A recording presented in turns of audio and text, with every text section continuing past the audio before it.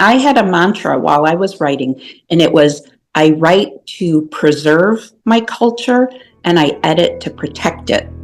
And that really guided that guides my writing process. Hi, I'm Aiyana from Daybreak Star Radio, the only station to indigenize the airwaves, and today we have a very special guest. She is a wonderful author, and she has Warrior Girl Unearthed, which is her newest book, and Firekeeper's Daughter. Today we have Angeline Boulley here for our interview. If you would like to introduce yourself and tell us what great nation you hail from, that would be great. Bonjour, Anine. Angeline Boulley, Miskwa Makokwe Nadishnakas, Makwadotum, Bawating and Donjaba.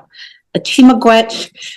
Hello, everyone. I'm Angeline Boulley. I'm Bear Clan, and my nation is Sault Ste. Marie Tribe of Chippewa Indians.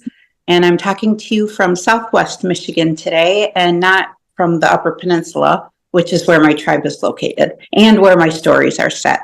And thank you for inviting me to the show. So how did you first get into writing and storytelling? I was always good at writing, but I never pursued it as a career. But when I was 18, okay, this is really funny.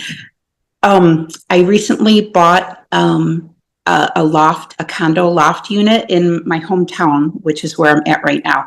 This is actually my high school. So my old high school got turned into condos, and I bought one of the units.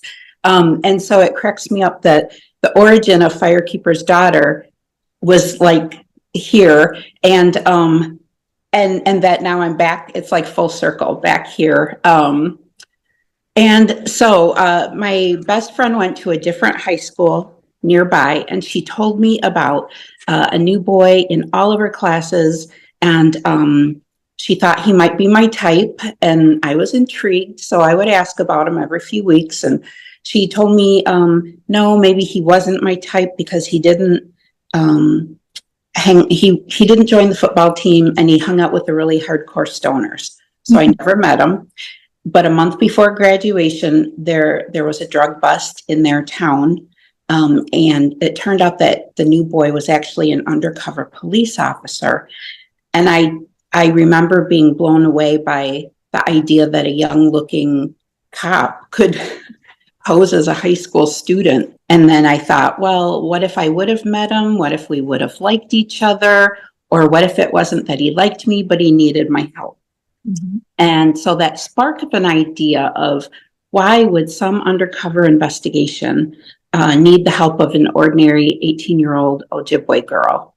And so that's really the origin story for Firekeeper's Daughter. So, like 20 years went by in the blink of an eye, and I just thought, I always said I was going to write that book. So, at 44, I started writing Firekeeper's Daughter, and it took 10 years to finish a draft that I was confident in. But from that point, it took off like a roller coaster. Getting a literary agent within 2 weeks, and then I got a $1 million book deal in 2 weeks. What is your writing process like? What I'm finding now that I'm working on my third book is that I'm a different writer for each book. So for Firekeepers, the only time I had available in my life to write was early morning. And so it just literally started with getting up a half hour before the kids one day, sitting at the family computer, cup of coffee in hand, and writing for 30 minutes. And at the end of the 10 years of writing and rewriting, my kids were grown up, and I was living and working in Washington, D.C., and I would get up at least 3 mornings a week at 4:30 in the morning, and I would write for 3 hours before I would commute into the district. And so for Firekeepers, it truly was, early morning writer. And then Warrior Girl, I only had 1 year to write it, but by then I was a full-time author. So in theory, I had all day to write, but I ended up doing a lot of night writing. So, and now with this third one, I kind of have a weird routine where I get up, have a cup of coffee, I write just a little bit, like maybe just an hour or two, and then I go about my day. And then if I can, I try to do a second writing session after dinner, because I do like, when the muse visits, when your writing is just flowing. I like that if I start writing at 7, I can stop at any time. And I have done all-nighter writing sessions. Just if the words are coming, I don't want to shut it off. So yeah, I'm a different writer for each book. Do you ever get any sort of writer's block? Yes, I get writer's block all the time. So now I keep one journal, and that's my journal for, I write notes, I draw diagrams, I plot out the story, and then I do research and I make all my notes in there. So I try to keep, when I have writer's block, I go back to that journal and I look at the hero's journey, breaking down what is, at this stage in the story, what is supposed to happen? And then what ideas do I have of how I can make that happen? And if I get really stuck and I know the next scene that's going to take place in the book, I'll just skip over it, because I found that sometimes when you skip ahead and write the next chapter that you're super excited about, it makes it easier to go back. For your books, they obviously involve a lot of your culture and tradition, a lot of your language, which is beautiful. Did you always know that you wanted to make that a central part of your books? And did you ever get any pushback for having that as a part of your stories? The only pushback I ever got was my publisher originally asked for a glossary. And I pushed back on that and said no, because if you have a glossary, it's centering mainstream society. And I wanted the book to be Ojibwe centered. And so I thought if I could do a good job writing and having the language feel so organic to the story that the reader would be able to figure out meanings of words through context. And once I explained to them why I felt so strongly about Anishinaabe in the book, they were on board with it. What do you hope in general people take away from your books? That we're still here living modern dynamic lives, that if the story resonated, if they liked reading the book, there are now more authors who are Indigenous than ever before. And so we have a variety of books to choose. There's never been a greater time to be a Native creative. You said you're working on your 3rd book. Is there anything you can tell us about it? It takes place halfway between the events of the first book and the events of the second. So it's 5 years after Firekeeper's daughter. And I would say it's more of a sequel to Firekeeper's than Warrior Girl was. Warrior Girl can be a standalone novel. You can read it first and then go to Firekeeper's.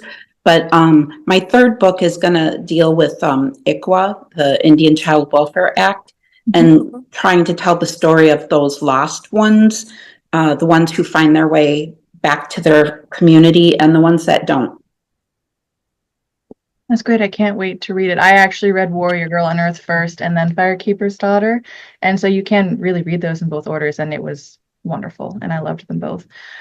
But so do you have any advice for Indigenous youth who want to get into storytelling or writing in general or publish their own stories? Write freely. Write about whatever you want to write. The writing process is like any idea, any storyline, anything.